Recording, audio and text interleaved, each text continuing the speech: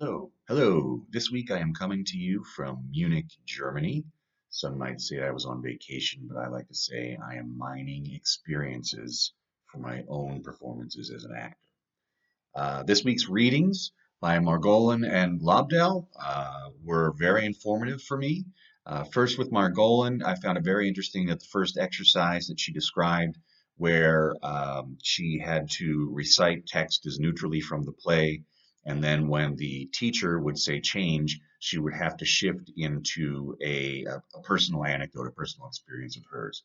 And as the teacher rapidly increased the pace of those changes and they became closer and closer together, there was some bleed over between the personal experiences and the text. And so ultimately they came together where you couldn't distinguish between the two.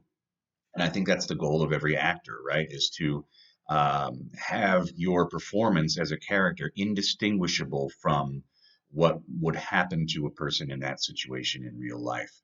And so to be able to achieve that through one exercise, I thought was noteworthy. Secondly, the Split Britches Theater Company was interesting to me in that method acted was used in two ways, according to the reading.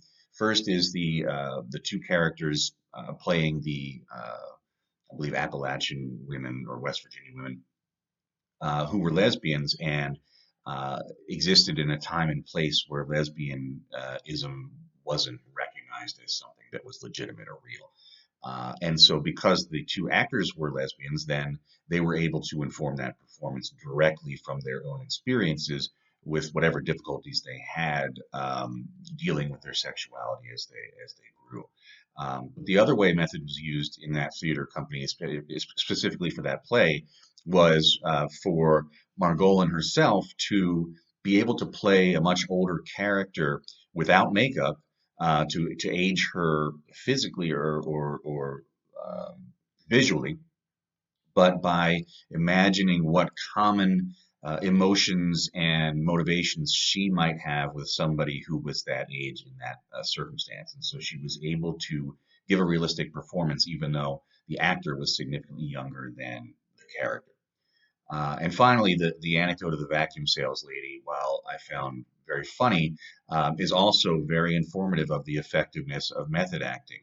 She infused her motivation to impress a potential suitor with her talent with the motivation of the character to sell a vacuum cleaner. And so the way she described her performance as being so much more dynamic and electric was what I would consider proof that method, when done right, can truly bring a performance to life in a way that other techniques might not be able to. For Lobdell's reading, uh, the first interesting thing to me was the paradox. I never quite knew how to put it, but the idea of living both in the world of the play and on the stage at the same time, recognizing both and rejecting neither, is to me sort of the challenge of acting wrapped up with a bow. It's what I have struggled with. How much am I here as myself, and how much am I here as the character? There's the logistics of the fact that you are a person on a stage dealing with other people and objects, but at the same time, you are required to be a different person in a different time and place. And how do you bring those two together? And Lobdell's answer to that is concentration, which I found interesting. It can be very difficult to concentrate on stage, especially if you're in the second of two shows on a day and you're tired and you're thinking about other things and you're hungry. But his definition of concentration was helpful to me, that it is simply the act of turning your attention to different things constantly and reacting to those things. So the idea that in his example, if an ambulance goes by, a character would notice that, so therefore the actor should notice that. You don't simply wait for something to happen; you observe and react to everything that's happening, and that will bring out a more realistic performance. And finally, the idea of metaphors is something I hadn't thought of before, which I find very helpful. I had always thought of method as mining an experience and emotion that as closely matched the circumstance I'm trying to portray as possible. And through Lobdell's discussion of metaphors, I found that there are other ways to do that. Specifically, the example of reading an unpleasant letter and coming up with the sense memory of rotting garbage. Your face and your body are going to portray something that has nothing to do with the letter or perhaps even the contents of the letter, but it is an appropriate response uh, to reading something or to experiencing something that is very unpleasant.